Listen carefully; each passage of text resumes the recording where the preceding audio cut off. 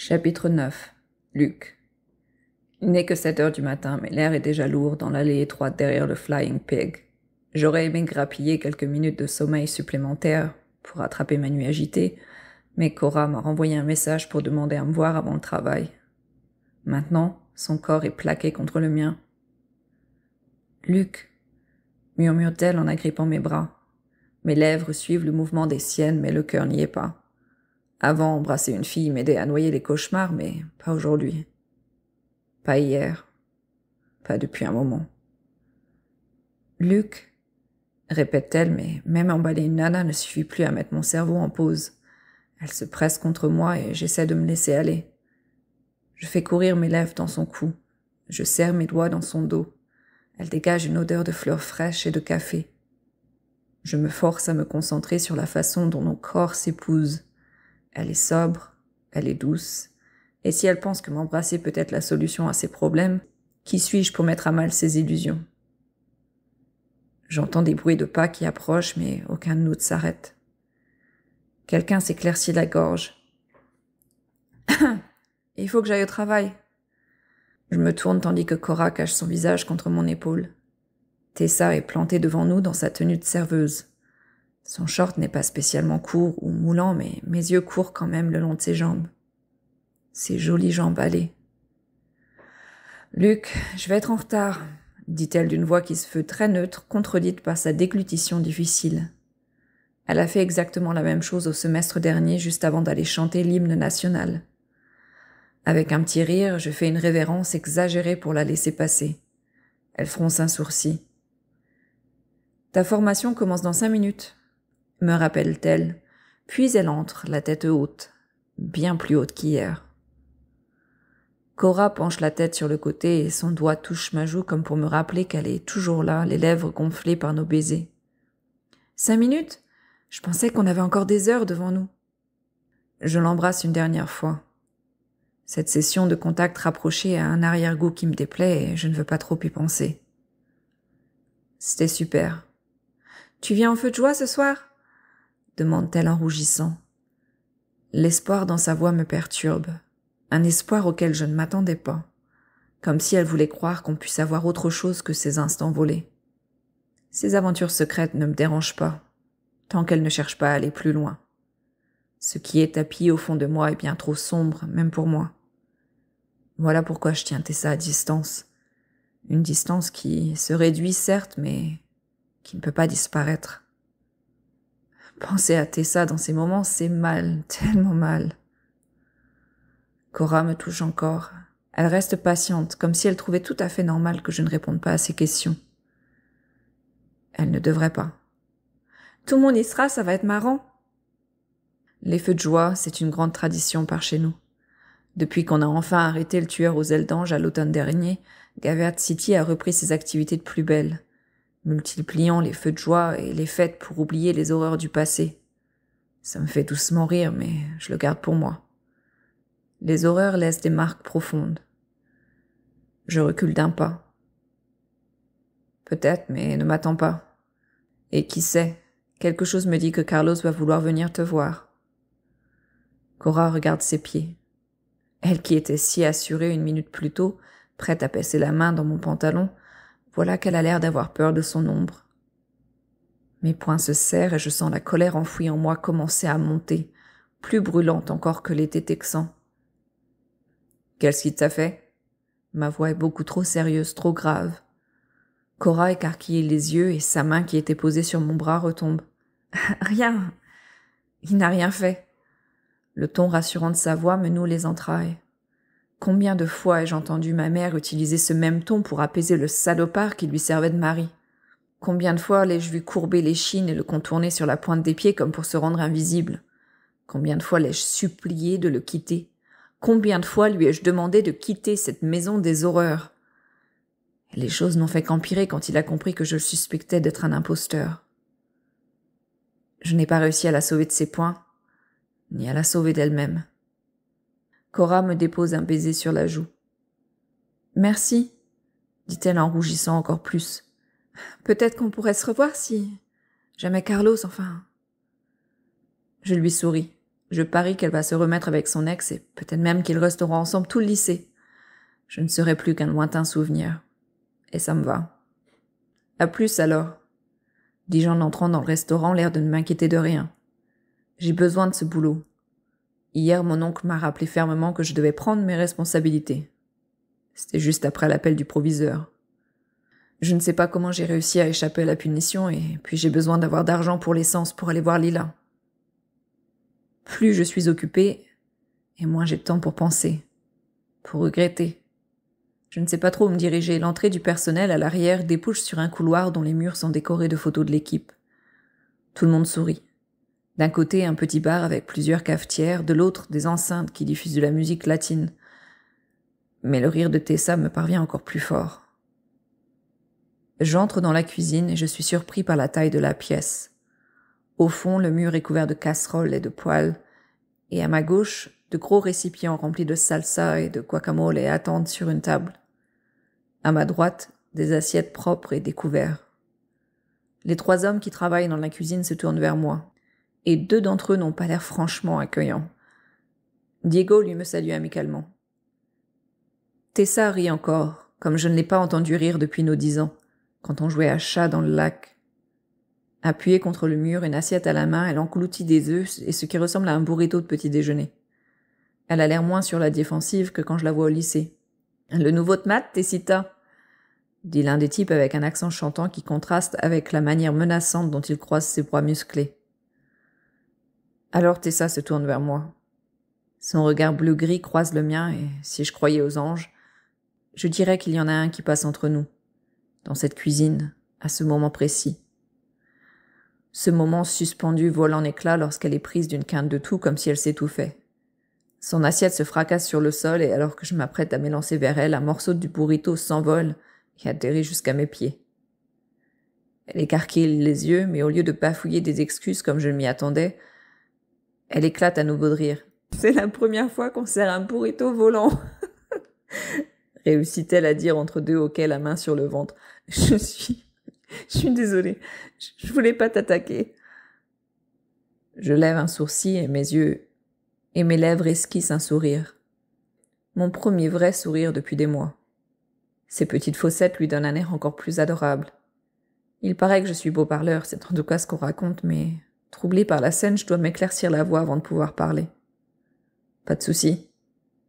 C'est tout ce que je trouve à dire. C'est vrai qu'on avait parié sur la chute du burrito, ricane le type au gros bras. Et j'ai gagné, on a dit 2 minutes, ajoute Diego sur un ton taquin. Je me sens sur la touche. On dirait qu'ils la connaissent mieux que moi, cette fille avec qui j'ai échangé mon premier baiser, cette fille à qui j'écrivais quand les choses allaient vraiment mal et que j'avais besoin de parler à quelqu'un. Ces lettres, je ne les ai jamais envoyées, je n'ai jamais pu le faire. Le FBI a les originaux. J'ai gardé des copies, mais ça fait une éternité que je ne les ai pas lues. Ah, vous êtes trop marrant, franchement. Il lui sourit et l'aide à nettoyer le sol avant de lui tendre une nouvelle assiette. Il s'occupe bien d'elle. Diego leur murmure quelque chose que je ne saisis pas, mais ça n'empêche pas les 2 autres types de me fusiller du regard.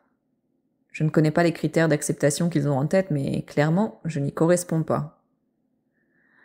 Elle prend une bouchée délicatement, puis pointe sa fourchette vers moi. « Aujourd'hui, tu me suis comme mon ombre. » Sa voix a quelque chose de tranchant. « Au fait, tu es en retard. » « Oui, mais tu as essayé de me tuer avec un burrito volant, je pense qu'on est quitte. » J'avance vers elle jusqu'à la forcer à lever des yeux. Elle est loin d'être petite, mais je la dépasse quand même de quelques centimètres. Elle passe sa langue à la commissure de ses lèvres, même s'il n'y a aucune miette. Je suis tentée d'y passer mon pouce. J'ai envie de me rapprocher d'elle jusqu'à ce que nos corps se touchent. Envie d'embrasser sa fossette. Si j'avouais la vérité plutôt que de la fuir, alors j'admettrais que c'est une envie qui m'accompagne depuis le tout premier jour de classe. Ce jour-là, elle m'a fait un signe de la main en souriant. Je n'avais jamais pensé qu'un sourire pouvait être chaleureux et sexy, mais le sien m'a paralysée sur place. Elle est venue me voir pour me conseiller d'éviter le chili de la cafétéria. Contrairement aux autres, je ne semblais pas l'effrayer. Elle ne semblait pas avoir d'idée derrière la tête non plus. Elle était simplement contente de me voir. Je l'ai remercié et au lieu de lui proposer de me retrouver après la classe pour rattraper le temps perdu, j'ai commencé à flirter avec Taylor. Nos petites habitudes, les heures à étudier ensemble, les discussions devant les casiers, les déjeuners en tête-à-tête, ne me suffisent plus. Je croise les bras comme si cette barrière physique entre nous allait suffire à maintenir le mur imaginaire qui nous sépare. Elle lève un sourcil, comme si elle se demandait ce que j'avais en tête. Je me rends alors compte que tout ce temps, je la fixais silencieux. Tu parles d'un moment gênant. Nos collègues sont occupés à sortir les sauces. Le baraquet coupe des oignons et Diego prépare l'espace de la plonge. Tessa presse près de moi et nos bras se frôlent. La douceur de sa peau me trouble. Il est urgent que je me reprenne. La cuisine, c'est les rois. C'est grâce à leur boulot super rapide et à leurs recettes délicieuses qu'on a le droit à des pourboires corrects. Lui, c'est Jordan. Elle me montre un grand type black. Il n'est là que le week-end. La semaine, il étudie pour devenir le nouveau Mark Zuckerberg. Jordan me salue vaguement. Tu connais déjà Diego? Il me sourit. Lui, c'est Pablo, dit-elle en désignant le costaud. C'est notre chef, il est incroyable. Le ton de Tessa est chaleureux, mais le regard du chef est glacial. Tessa fronce les sourcils et Pablo semble capter le message et ses épaules se détendent et son visage se radoucit. Tu veux un truc à manger? Me demande-t-il d'une voix toujours bourrue mais pas menaçante. C'est peut-être le roi de la cuisine, mais c'est Tessa qui détient le vrai pouvoir. La nourriture a une odeur délicieuse. Mon oncle n'est pas franchement un cordon bleu, il est plutôt branché jardinage. Il peut passer des heures à s'occuper de ses roses ou des herbes qu'il a plantées. Et rien ne le rend plus heureux que d'avoir les mains dans le terreau. Il lui arrive de disparaître une demi-journée pour prendre soin des fleurs qu'il a plantées près d'un de ses cabanons. Oui, merci. Le cuisinier m'accorde un sourire comme si j'avais enfin réussi son test. Je vais te faire le plat du jour, comme ça tu pourras dire aux clients comme c'est bon. Tessa me pousse doucement, posant sa main sur mon avant-bras juste une fraction de seconde. Ce court contact suffit à envoyer une décharge électrique dans tout mon corps. Je ne sais pas si c'est son short qui me fait de l'effet ou si toute l'attention de l'année dernière s'est acculée pour aboutir à ce moment précis. Pendant qu'il cuisine, je vais te montrer le reste. On ouvre dans 45 minutes. Il y a encore plein de choses à faire. Elle fait un geste vers la gauche. Là, c'est la plonge. Le commis va rapporter les assiettes sales jusqu'ici, mais si tu vois que les autres sont débordés, tu peux aussi débarrasser tes tables. Si tu fais la fermeture ou bien si on manque de couverts, ils vont nous en ramener et il faudra les enrouler dans des serviettes. Elle marque une pause et, voyant que je ne dis rien, elle sort de la cuisine et me guide dans le petit couloir où sont les cafetières et les couverts.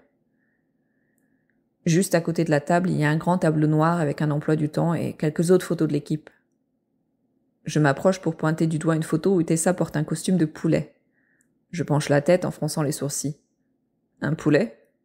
Elle rougit avant de répondre en riant. On a fait une soirée pour récolter de l'argent pour les enfants malades. On portait tous des costumes d'animaux et j'ai eu le poulet. Elle pointe son index vers ma poitrine. Mais attention, hein, j'étais un poulet fantastique. J'en doute pas, dis-je en riant. C'était quand? Pitié, dis-moi que vous allez refaire une de ces soirées bientôt. C'est tous les ans. T'es plutôt mignonne dans ce costume, surtout parce qu'il laisse voir tes jambes. Mon regard glisse doucement envers ses jambes avant de remonter vers son visage. Enfin, je te préfère quand même en short. Elle expire bruyamment. Tu me dragues, alors que tu étais encore en train de rouler une pelle à Cora il y a un instant. Super timing, franchement. Je disais pas ça pour te draguer. Je faisais qu'énoncer un fait. Si je te draguais, crois-moi, tu le saurais. L'espace entre nous semble se réduire millimètre après millimètre jusqu'à ce qu'elle fasse un pas en arrière. Elle lève un sourcil, l'air de dire qu'elle ne se laissera pas avoir. Si tu le dis, la prochaine fois tu auras droit à ton costume aussi. Pas de problème, si ça peut rendre service. Je le pense vraiment. Tu n'as pas l'air étonné. Tout le monde s'imagine que je suis le pire des égoïstes. Je me souviens du regard étonné de Madison à la fête alors que je ne faisais que ce qui semblait la moindre des choses. Et ils s'imaginent tous que je suis cinglée à cause de ma mère. Alors tu vois, les réputations, je m'en méfie. Ses yeux s'attardent sur moi et même si sa voix ne trahit rien, il y a comme un soupçon de peur dans son regard. Comme si elle avait peur que je la juge. Peur que je croie aux rumeurs qui circulent sur son compte. C'est quelque chose que j'ai déjà ressenti chez elle. C'est peut-être ça qui nous empêche de parler de nos problèmes. Trop de peur en nous. On passe notre temps à faire semblant que cette peur n'existe pas. Enfin, la plupart du temps. Soudain, elle baisse les yeux. Et puis je te connais. ajoute-t-elle à voix basse.